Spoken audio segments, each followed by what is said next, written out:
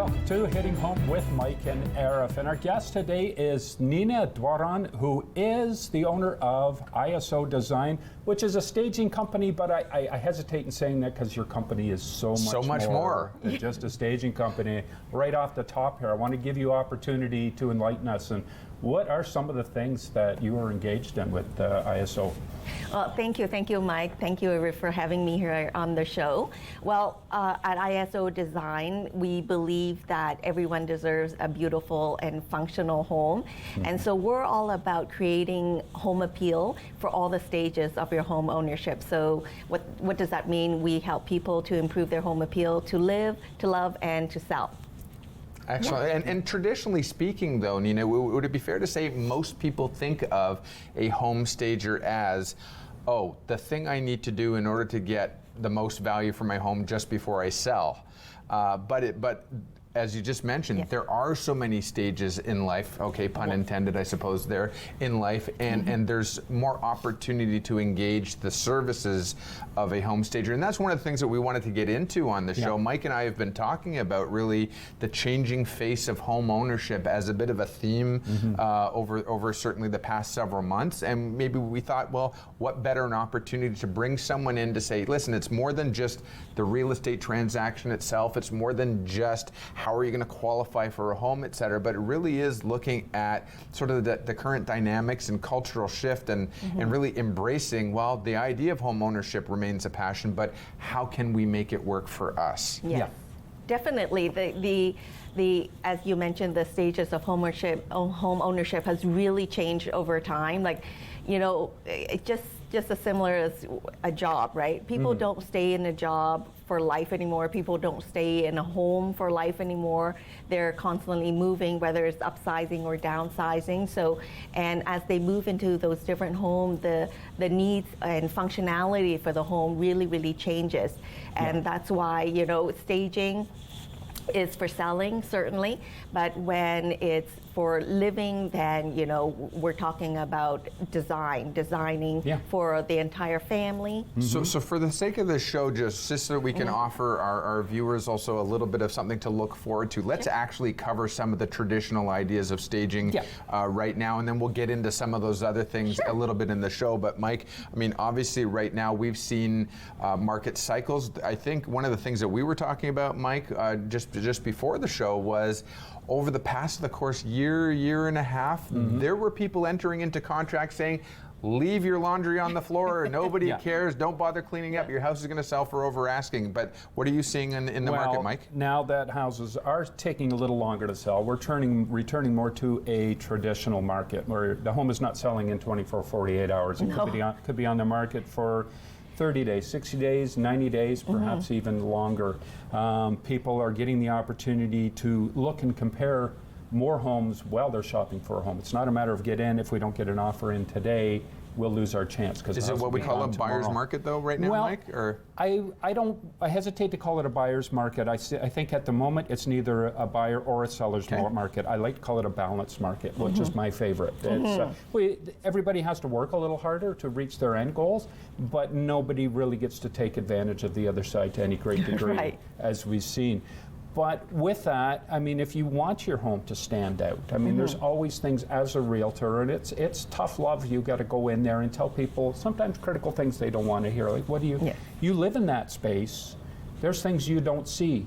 You 100%. You become blind to them, and you can point out that chip in the wall, or that clutter, or that spoon collection, and someone, well, I never really thought of that. But and I'm talking about what your job it is, and I would think a big part of it in the staging for sale is enlightening people, first of all, and giving them that alternate perspective, and hopefully one that's also shared by the people who are potentially going to buy that home. Yes, well, that essentially is really the first step of the home preparation process to get ready to sell. So when a realtor partner like yourself would bring me in to do a consultation, essentially. So I'm there for about 2 hours, and I provide the homeowners with guidance and advice on what they need to do to to get the home ready. So some of the things that I would then recommend are removing certain furniture that blocks the flow of the room. If it's overstuffed, the furniture is bulky and overstuffed, then it can make a room feel smaller. So I often recommend removing things like that. And a lot of the tchotchkes, right? You know, everybody I haven't heard that word in a bit. I know, right? Mementos that everyone Mementos collects, collected, during their travels, lifetime. So, generally, I would say that when I go in to do a consultation, I'm recommending people remove at least 50% of their stuff, if not more, right? And sometimes that can feel overwhelming for people because they're feeling, oh my gosh, these are things that I've collected and I love and adore. But I often remind them that it's temporary, right? Like I'm not asking them to remove it's a it symbol, forever. it's a representative, the gateway to that memory. People think if we lose that, we lose the memory. But here's the interesting thing. People are emotional, right? And sometimes when emotion is high, and I'm going to say this very lovingly, intelligence is a little bit diminished, right? The actual logical, critical thinking is diminished. And you're right on the money here about that. I mean, it's temporary, but here's the other thing.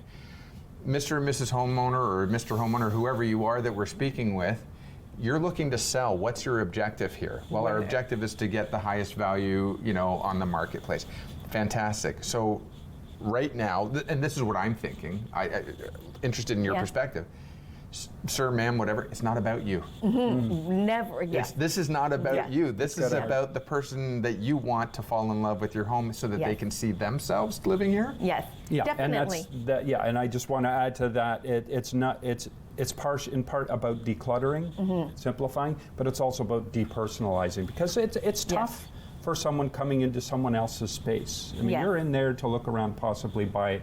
If you can't detach yourself from the idea that you're in someone else's space and start to envision yourself there, because there's pictures of every vacation. There's that giant porcelain bust of Elvis that they got when they went to Graceland that's in the middle of the coffee table.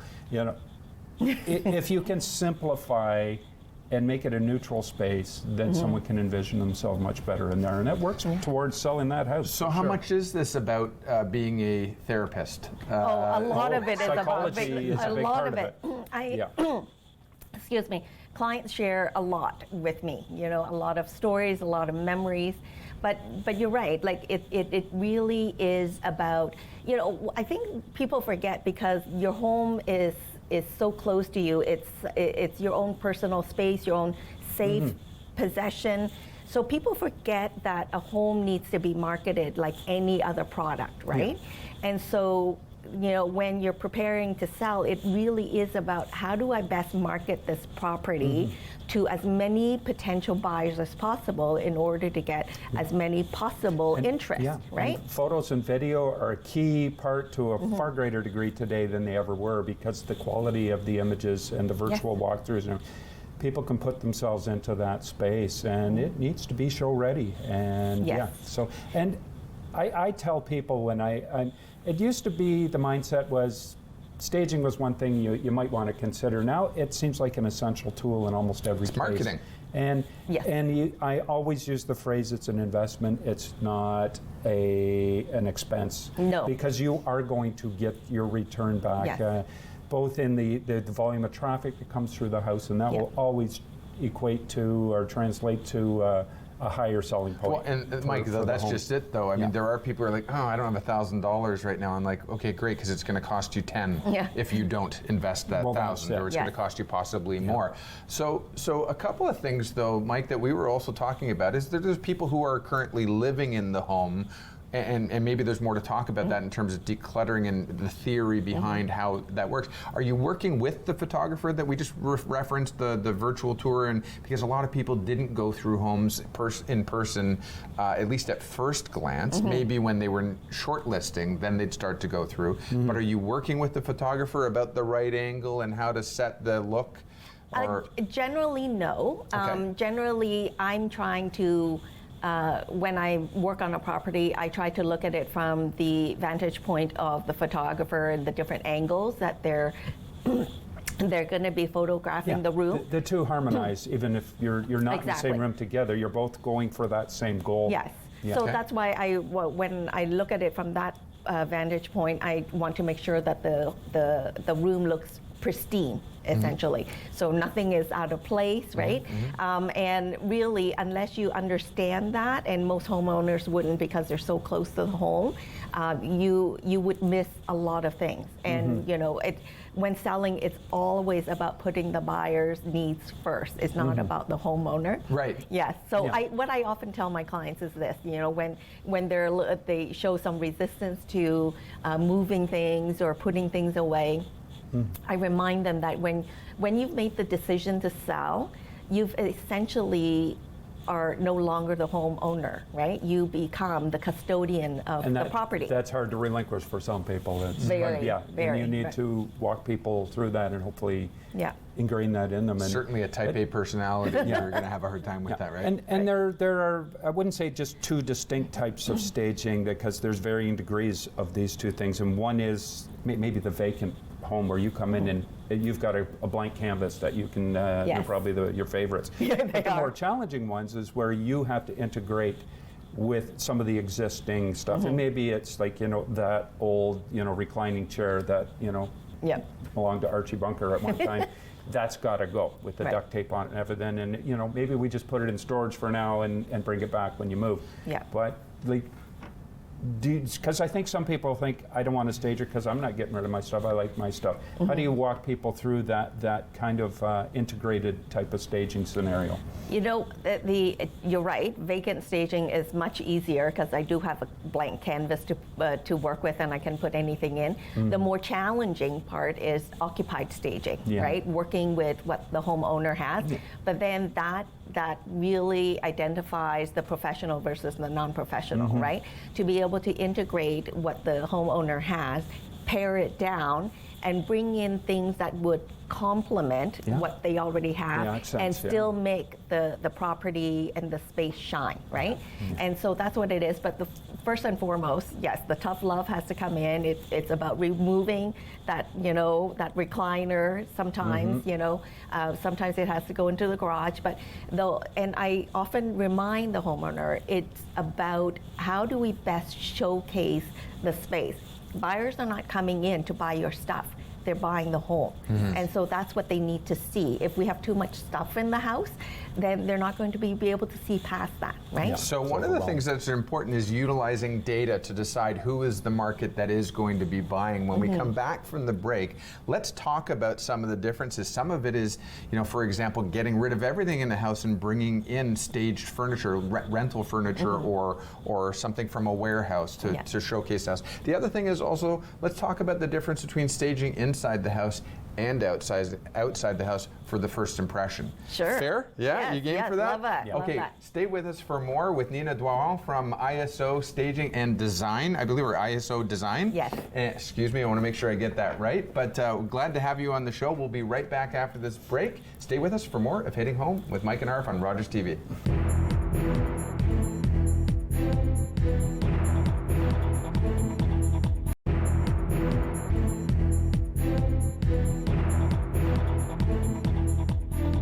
Welcome back to Hitting Home with Mike and Arif, and we're here with Nina Doiron from ISO Designs. We're talking about home staging. We're talking about decluttering and just creating or transforming a home for saleability, to make that home appeal and pop to those buyers that may be coming through. And I want to ask, because I know there's a lot of anxiety around just around selling your home in general, bringing strangers into the home. You show up at the door, maybe at my request as a realtor, saying you need to have a consultation with Nina, but let's walk everybody through that, what that's going to look like when you get to the door and come through. Yeah, you know, when I walk through the door, I can see it in many different forms. Sometimes they're in the middle of doing some updates, packing, so there's lots of chaos. Sometimes they haven't touched anything yet because they've been too overwhelmed, and sometimes they've already started the packing process, right? And they're halfway through.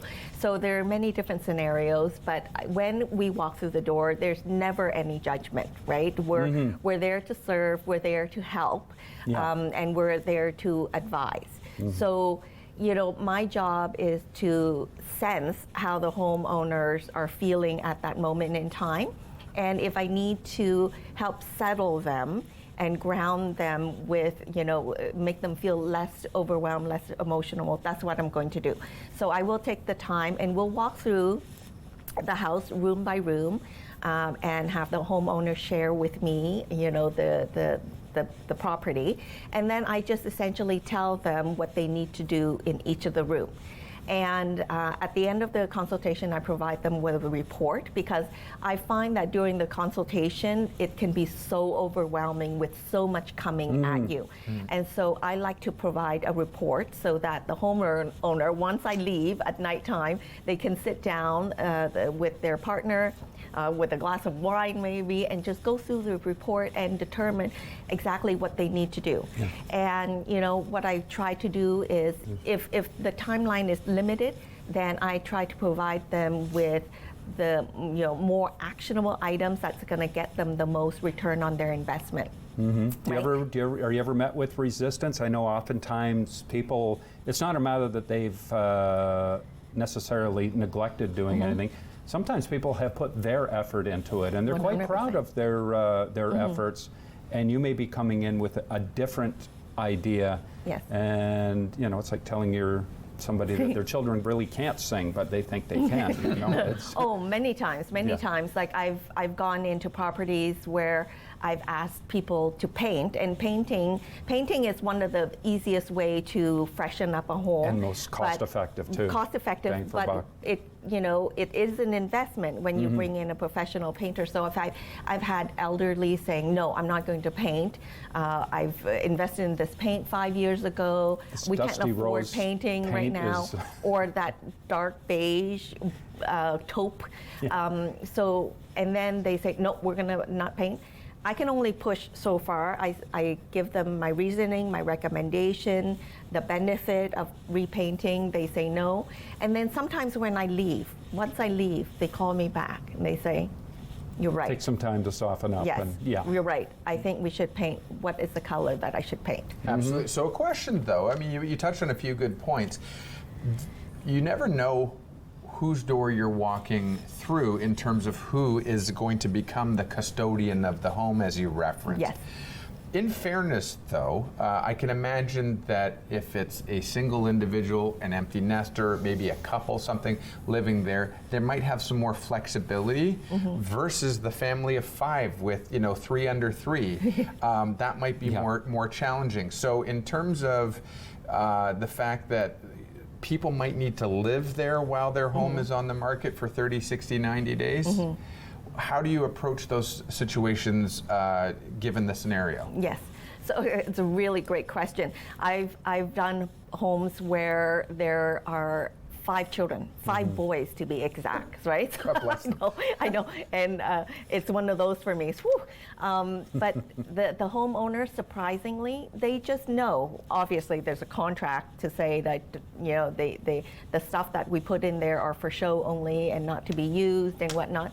But for the most part, I really have great clients who really adhere to the contract, and I think having the guidelines on how to live in a stage property really helps. They try to there's certain areas that they won't use, and once it's like a movie set. Exactly, and once the property is decluttered, right, or there's less stuff in it, there's less stuff to maintain. Right?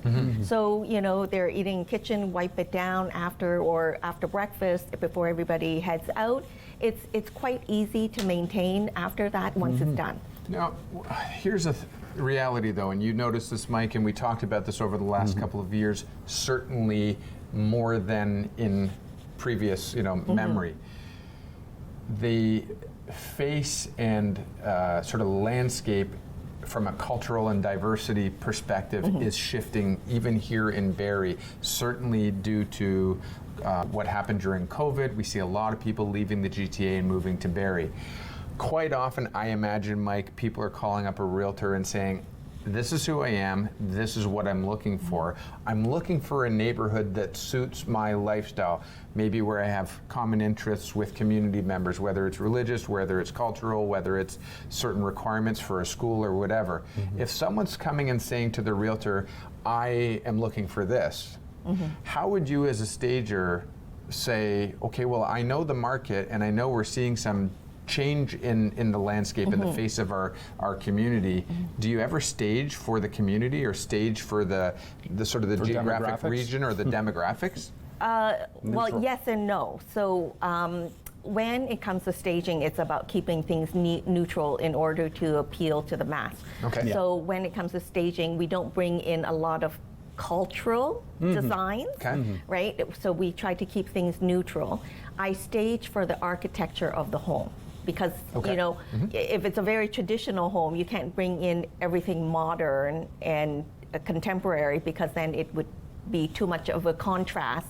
And sometimes if it's too great of a contrast, when buyers walk in, they may not know it, but it feels wrong. Something doesn't feel right, yeah, if it doesn't exactly. feel right to them, then they're not going to buy it, right? So it has to work with the architecture of the property. From a cultural perspective, we don't do that, because you never know which buyer group is coming in, right? Even though that certain community seems to be have a rising certain type of prominence or prevalence in the neighborhood. Cultural, but we don't do that, because we keep it nice and neutral so that it appeals to the mass. Yeah, and I'm curious, and this is just voyeurism, the type of clutter you come up against. You were talking about you know, demographics and catering to, and I think back to one home maybe about 10 years ago, an older lady, and she was a collector of you know, a devout Catholic who collected all kinds of. There were pictures on every wall surface of the, you know, the Last Supper and everything. I'd commented at some point that I thought she was maybe a Peter Frampton fan because all the pictures of this long-haired fellow on the wall, but it went over her head anyways. But that's one type of collecting, the spoon collection, the plate collection. Books is another big thing people collect. What are some of the things you kind of see again and again in homes that gets out of line and maybe sometimes is also hard to get people to come to terms with? Yeah, that's exactly it. You know, dishes, the dishes that hang on the wall, the Star Wars collector plates. Yeah, everything. And, you know, shot glasses. I see lots of shot glasses because that's what people buy in their travels, right? These it's little cheap. bells. Well, listen, you're only allowed to carry on an extra bag's $100, right? So. I know. That's right. So coffee cups. So there's just lots of it. And so we, like, when it comes to those tiny little things, first of all, they add too much clutter and visual weight in the photo. So we always think about it from the photo standpoint, right? Not only do they add a lot of clutter, but when they're so small, they just look like a lot of stuff. Yeah, like right? the fridge covered in magnets, magnets gosh, from everything, all of that every has truck to stop go. across from here to, you know, Thousand Oaks, California. We're going down memory lane here. We are, go ahead. So one of the things, though, Mike, that you've also mentioned in the past, and I'm curious how this applies to staging, is depending on the market, there are people who are saying, sight unseen, I don't care. I want the property, I want the location. You talked about, you know, staging to match the architecture, and I get it, but there are people who say, no matter what you do to prepare your home, I'm not going to give you any value for that because I'm tearing it all up. Yes. Those are professional buyers. Those are professional Seasoned buyers. buyers. Yeah. So those are called obviously the investor's dream, The repeat, right? right. Yeah, and they're tear down. So yeah, when it comes to the tear down, then there's no need. Sorry, I apologize. I don't necessarily mean knocking the house down, but I mean they're going to come in, they're going to rip out the floors, they're going to rip revamp. out it. Yeah. Exactly, but think about this, right? So what happens when investors buy a property? They buy it low. Yeah, then of they course. dump a whole bunch of money into it, rebuild it, update it, and sell it And at call a you profit. in to consult with, to And stage it Yeah, afterwards. yeah. But they do that for a profit. They're not doing it out of Goodness for of fun their and the heart. goodness Yeah. of their heart, right? No, Yeah. they buy low and then they sell high after they invest in it. yeah. So either you do that, if you need to get out, then yes. You don't need to stage, sell it to investor, get out. But if you want to make money as the investor would, then you would invest in updating the property, stage it, and then sell it as an investor would. Now, how far are we? How much time do we We have? got a in couple this? minutes. Go Couple minutes. So I'll leave it for now because there's what I do want to talk about. Maybe we could set this up for the third segment, and it's seniors, especially. We're at a point where the demographics. We've got the aging boomers. They're all 60 plus now, and Many of them are making lifestyle changes. They're going into seniors living, they're going to assisted living. There's a lot of people, they're just empty nesters. They no longer have the kids. They don't need that 3-4 bedroom home anymore. And or they find themselves recently widowed or have been for a while. And I find in those scenarios, I love working with seniors. They're my favorite clients. They're not always the easiest. You do have to work delicately with a lot of people because there's a lot of emotional attachment to it, especially if it's the house where you raised your children. And you know, your adult children are now have moved on. They're in their, you know, they're in their 30s, 40s, 50s, some of them. You're still in that home. All those memories are still attached. Everything, whether you see it or not, as an individual walking into the house, there's some emotional attachment to any and every item in there. So I think when we do come back from the break, I'd love for you to maybe go into that a bit on, I'd love to. dealing with that. And we'll come back around to what Arif was talking about earlier about the blended families that we're seeing more and more of, and some of the things you're doing towards that. Well, I guess we've planted a couple seeds for you to think about during the break, so stay with us. There will be more of Hitting Home with Mike and Arif on the other side of this break with Nina Doiron from ISO Design, so don't go anywhere.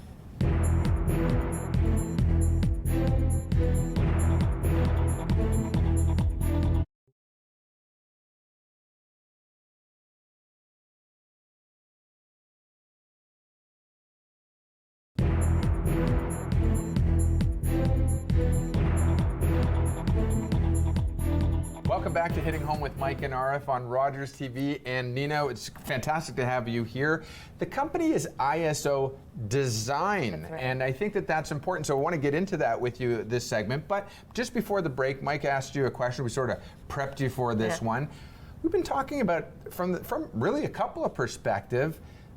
One, there's empty nesters, and there's the seniors demographic that's maybe going to be moving into assisted care, retirement living, making room for a new generation of buyers to come in. And we don't know necessarily who they are, but even as a trend over the last several years, we've seen a number of neighborhoods start to go through gentrification. So maybe older architecture, maybe some century homes, but they're really being bought up by investors and you know, maybe younger professionals who are sort of breathing new life into the home. Modernized, or a blend of the old and the new if done properly, where, you know, that new kitchen but with some of the older traditional accents of the house still being showcased. And so in some of our neighborhoods though, we've got people who've been living there for 30, 40, 50 years, and they have accumulated 30, 40, 50 years worth of belongings, memories, keepsakes, etc. Or retain 30, 40, 50 years worth of been paying property taxes for a storage unit, basically. No. By retain, I mean they have not updated. They may have kept it squeaky clean, but with the orange shag it's still carpet. 1970 when you walk into those homes. Let's talk about that first scenario though there, in terms of understanding that there may be a generational shift, and that there's somebody who's had all of these belongings. And Mike, you know, you're absolutely right. This can be emotional. It's likely going to be an emotional move being made. Well, you've got your care it's gloves stifling, on. and it keeps people from entering. A lot of people will you know, procrastinate on doing it just because they know it's going to be such a big emotional hurdle to go through all that stuff. Back to the therapists on this one, Nina. Tell us what's going on. Yeah, like, you know, seniors have a very special place in my heart. I have 2 elderly parents, and you know, when I am brought in to help seniors, they okay with you referring to them as elderly here on the show when they watch? Or? I hope so. I hope so. But you know, they quite youthful though. Yes. Youthful, yes. Active seniors. But I treat them as I would my parents. You know, the family. Sometimes it's the seniors who bring us in. Sometimes it's the family members, like a child that brings us in because they live outside of the province, outside the city. Or the parent needs that little nudge from the siblings. Yeah. Exactly. So we're brought in. So I treat them with kid love because I know I understand where they're coming from. there's a lot of emotion, a lot of memories with the sometimes stuff. stubbornness, you know, too. it's stubborn, and they brought stuff from, you know, back home from Ukraine or from, you know, this is hand embroidered from my aunt in Hungary Yeah, and it's beautiful, things like that. but- It's gorgeous, and I go through, I handle, it's Yeah. beautiful. But the new It's millennial buyer has no attachment Yeah. to that when they But- come through the house. That's the problem. But I remind them that, you know, when we either donate or we sell it through an auction, so I help manage an auction, somebody else is going to love it, right? Yeah. But what I would like Gets to a be able second to life, recommend is that when you are working with a senior who is downsizing, moving into a retirement home or senior home, then definitely as a family member, have those conversations early on, like a year ahead. Prepare them for it, sure. meaning, you know, I will take this, but I'm not going to take this. Because oftentimes some of that stuff, and I hate to just simplify it as stuff, Yeah. but some of those mementos, some of the cherished items, you know, it may be someone who, a partner who's now passed. Right. And that's so hard. There's hard. memories attached, there's guilt attached, and to walk people through that is such a such a challenge. It is challenging, but rewarding at the same time. When at the end of the day, I feel like I've been able to help them through that entire process, because it is very overwhelming, and it's a lot. It's a lot, especially like you say, very if short time, a oftentimes. partner or a spouse has passed and they're trying to do all of this on their own, and they have a 4-bedroom house with stuff, like it's a lot, right? So I want to shift gears just a little bit, because something that we've been talking about again as over the course of the last few months is our expectation that we're going to see a changing face of what is now commonly accepted as home ownership, and or you know, shift in that ideology behind home ownership. And we don't have to look too far, because many of our families, maybe we've been here for several generations, but many are also newcomers to the country, and they might be coming from parts of the world, Asia, South Asia, Europe, where living with your family is actually quite commonplace. In fact, I've made stated an opinion that I think is based in fact that Canada and North America in general is kind of an anomaly on the world stage, that each of us has our own sort of silo to go to. So let's pretend for a moment that there's some truth behind it, as getting into home ownership is getting more and more challenging for some, depending on if you're not ready to do it and you haven't, you know, laid the groundwork to prepare yourself for it. But let's say maybe that senior isn't necessarily ready to go into care facility or to downside, but there's an opportunity to actually have family come back in. ISO design is not just staging to sell. How do you as a designer basically help a family say, we can use the same footprint, but we can prepare for another generation to move in? How would that work? So that's where we come in to help add functionality, because like you say, there's different family members coming in with their own different things, and everybody needs their own space. Yes, essentially. for sure. So often what that means is in the bedroom, right? And so we recently worked on a property just as that. Personal and common space, but the personal space, like we recently worked on a property just as that. Mom lives with the family, but in Mom's room there was so much stuff because all of Mom's possession was in the room, right? So it's about, you know, when it comes to living, it's about creating functionality. Sometimes it's about helping them to rethink how they can best use the space in order to store, you know, all of Mom's possessions. But when it comes to selling, however, it's about, you know, helping Mom to pack up some of that stuff so that the room shows better. But definitely, you know, functionality is very, very important in multi-generation homes because there's so many people there, people with stuff, and so it's all about creating more storage solution that helps families to maintain some semblance of organization in the home. And you know, we're often brought in to do is exactly that. Builders don't build homes with a lot of functionality. Builders build homes to code, right? Yeah. And it's our job basics, to come in to create greater functionality. I'm actually curious if that's going to change, if the market pressures are going to dictate that builders start, looking think at it will happen. the way that they use their space. And Demand will I'm necessitate curious, are we repurposing what used to be a garage and making it a living space? Are we adding a separate entrance? Traditionally it's through the laundry room to the garage or something like that. But to have the different generations to be able to cohabitate and have a communal space, but also have their privacy.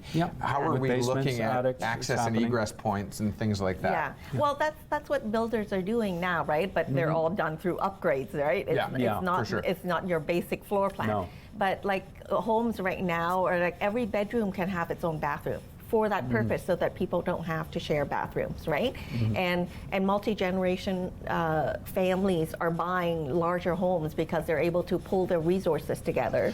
And that's just it. I don't want to put you outside of your comfort zone in that regard. But sometimes, buying 2 sets of down payments and 2 sets of everything and 2 sets of taxes, to be quite honest with you, is a lot more expensive than slightly more. But you're pooling your resources as you talked about. The other thing that I would throw in there, though, is also we're seeing more people working from home, and that use of space, especially if you've got kids in the home. Yes. How are you planning that space? Any basic recommendations for people to consider? Yes.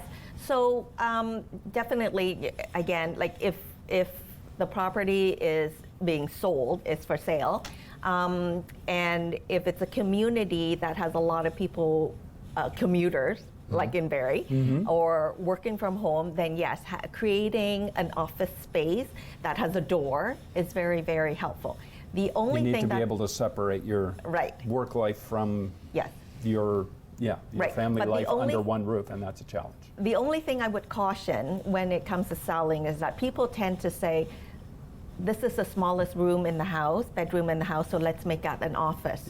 I caution that, as I would recommend that to be Their different. decision. Ill-advised. To be different, because bedroom sells. You're as a realtor, bedrooms has greater value than an office. If they want an office, they'll see this will be an ideal space to put an office. However, because the bedroom is so small, people already have difficulty visualizing it as a bedroom. So if you don't stage it as a bedroom, people can't see it. They won't visualize it as a bedroom. So that would be a mistake, to stage the smallest room as an office. Does that make sense? I remember It the does. condos, certainly more so down in Toronto than here that I've heard about it, is people saying, bedroom plus den, perfect as as an office space, or your balcony can be an office space somehow. I don't know how that one worked, but okay, great. So just from an economic standpoint and a value and an investment standpoint, even if you've currently been using the smallest bedroom as an office, when it goes to staging it, get rid of the office. Yes. Let people make that decision themselves.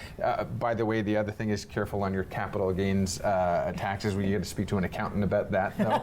Well, there's those considerations. But I mean, it is certainly coming more commonplace. Go ahead, Mike. Yeah, no, I was just going to say, when we were talking about that blended living, there are a couple other scenarios there that we're seeing more and more.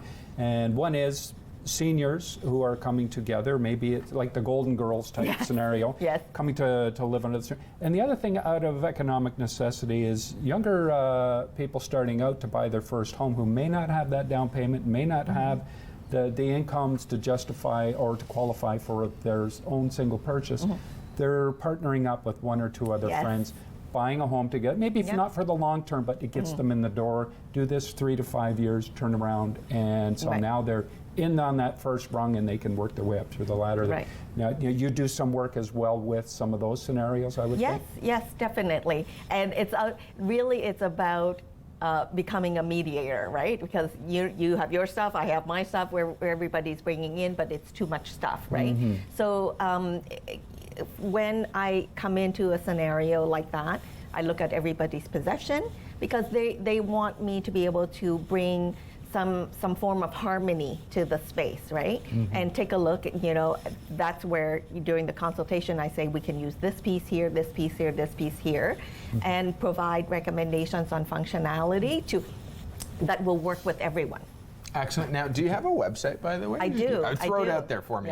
isodesign.ca. Perfect. Yeah. The reason I'm asking Very for that good is site, obviously too. we've had a lot of information and we've covered a lot of topics. Certainly we've covered everything from therapy, mental preparation, emotional preparation, but also the investment and the value side of the value behind doing it right. We do have to say thank you for being our guest on Hitting Home with Mike and Arif. Much obviously today. appreciated. Very Yes. much appreciated. Lots but I of want, great information. Absolutely, and I want people to be able to reach out and take a Oh, look thank at, as a checklist, or maybe you've got some useful information that's on there, I'm sure. But I do want to say thank you very much to Nina Doiron from ISO Design. It's been a real pleasure. Thank you. And Thank you when so we much. come back from the break, Mike and I are going to pick it up with some of our thoughts and maybe some of our projections on how we can apply this useful information going forward in the market as we're going to see coming up over the next couple months. Yeah. So stick with us for more of Hitting Home with Mike and Arif on Rogers TV. We'll be right back.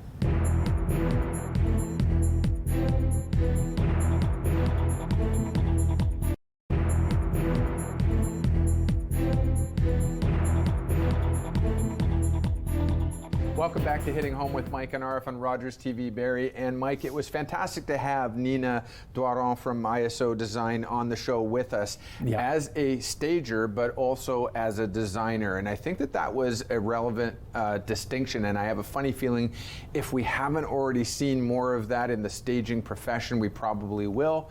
Yeah, that is evolving. I mean, it started as just kind of a side job industry, people coming in, tidy your house up a bit, but now it's evolved into so much more. As you know, if you tune in to see this episode of the show, or if you have tuned in and seen the whole show, you learned that, wow, there is a lot to this, and it's absolutely quite significant. And I think it's with anything in any business and in any industry, it's important to remain relevant. It's important to continue to serve the needs, and those needs are going to be changing. The market demands are going to be changing. Yeah. We're going to see more people. And I think actually we talked about this during the break that we're going to probably have to bring her back on, because we're going to see a Go into continuation, a little more depth on some of that. more depth, and people who are going to continue to age in place, and how can you repurpose your home. So staging doesn't have to be just for selling. It can also be for how can I best use my space. Yes. And so I thought that was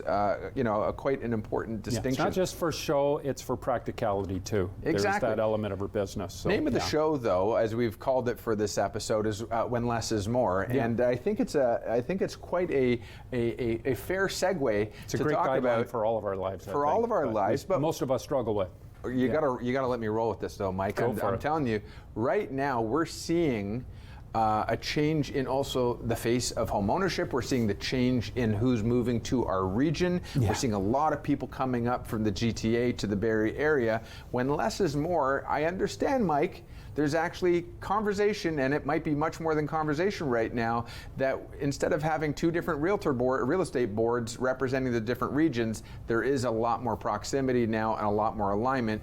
And we're going to start seeing what, Mike? A blending of the two, or the Barrie Real Estate Board? Barrie District Association of Realtors. And by the way, if there's a top 10 list of segues for our history of our shows, that one's probably in the running there. You like that? Good. I did like that. And I spent a lot of time working on that. Barrie District Association of Realtors.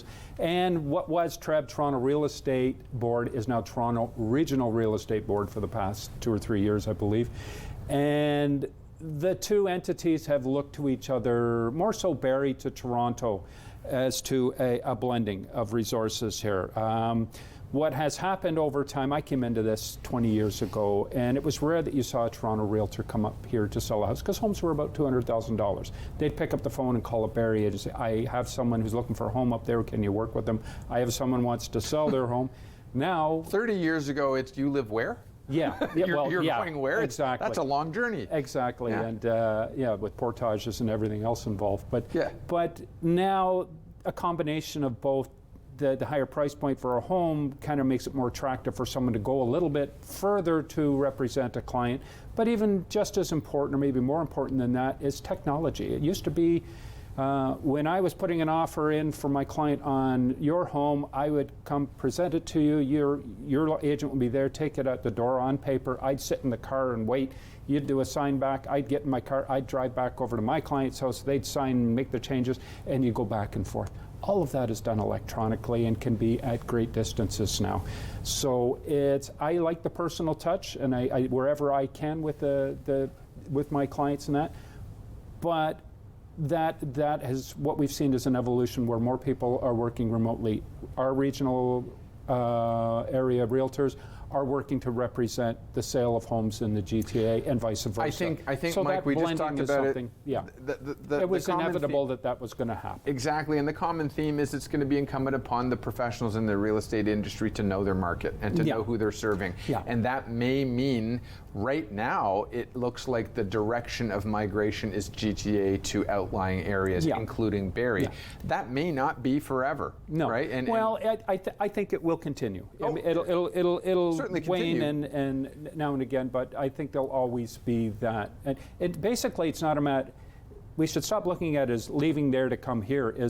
We're part of that really now, and it's just that general expansion. It is general, but I would say in the other direction, there are a lot of people who raise their family, raise their kids are going off to university. They may or may not rent a room in proximity to the university, but it isn't unheard of for families to say, you know what, instead of paying rent, why don't we go buy a home closer to your campus and you can rent it out to your friends. Well, that's happening too. So, again, if you've got somebody who's a trusted real estate professional in your jurisdiction, in your area, you can still utilize their services to buy closer to the University of Guelph or Western, whatever. Yeah, bottom line is, as a realtor, whether it's a Barrie realtor, Toronto Board realtor, if you're a realtor in Ontario, you are licensed to represent somebody on the purchase or sale of their home anywhere in the province. It's just you stick within a geographical region that's most practical to you, whatever so let me you ask deem you this to be question, though. appropriate. Over the last couple of decades or generation, we've certainly come to know certain names, certain brands, certain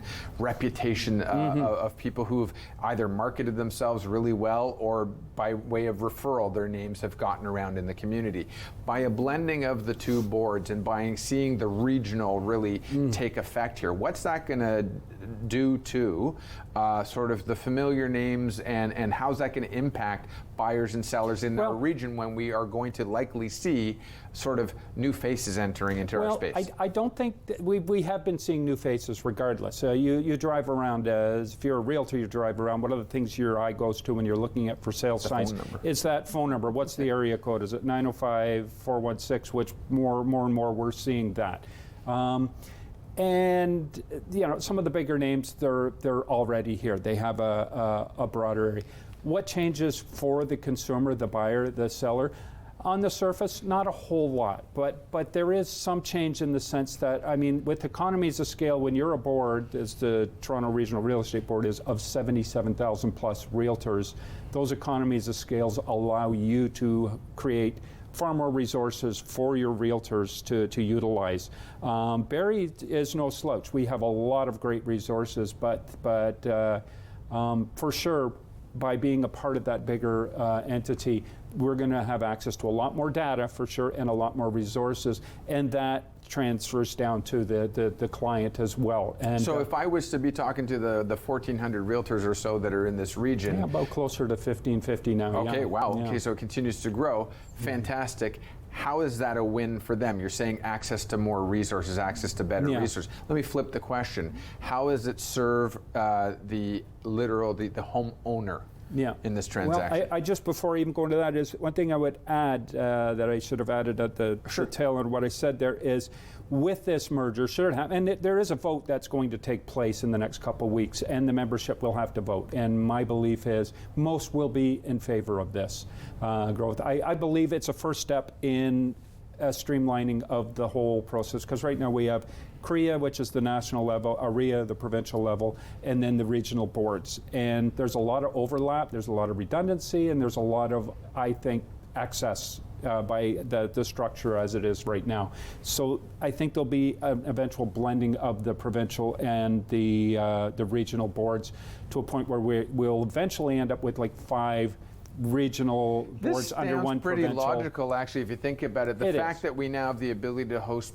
meetings virtually, yes, you might have your provincial conferences, et cetera, which I'm sure are a lot of fun to go to. There's great networking, and there's great resources there. But the fact of the matter is, if we've already proved as an entire global society that, for the most part, with technology, maybe save for some really, really remote areas, but probably even them, we can work remotely. Yeah, well, education is a big thing, and education in our industry is ongoing throughout your career. It's a very vital component. A lot of that's done online, but a lot of that is done within a physical space, training and seminars and programs. And one of the things we've pushed for as a regional board, Barrie and District Association Realtors, with this merger, should it take place, was that we retain a regional presence, that we retain a regional identity and can represent our members. I mean, we're very small and insignificant in comparison. If you're within Toronto, we're that little.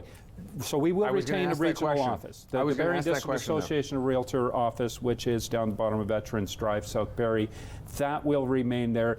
We will still have a regional representation, which is good for us and it's good for the people. For the 1,500 or so realtors in our local area, who, as compared to the 100,000 that might be down in the GTA, was the Barrie board at a disadvantage when it came to overall lobbying and getting an overall audience, or having an overall influence in provincial or national? Not really. I would say that Barrie has been a strong voice, and I've sat on committees and represented our board at the provincial and the national level, not individually, but collectively with our association. I've sat in a lot of that stuff, and I have to say we've been well received and well listened to, and we have been influential in comparison with Toronto. Toronto, given its size, just does what it wants to do, and it doesn't listen to anybody else. Basically, they are the elephant in the room, and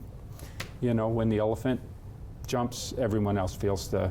But something I would like to point out to buyers and sellers who are out there who are thinking, well, this opens up the door. I can hire any realtor anywhere. I've seen some of those billboards in Toronto. There's some big ticket agents.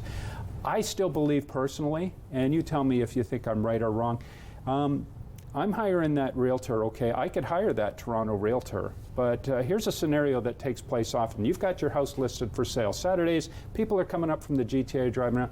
There's a nice house. Call the name on the sign. Hey, and this has happened to me. It happens all the time. I'm in front of the house you got listed on XYZ Street. We got to be back in the city in 20 minutes. What are the chances you could show us this house right now?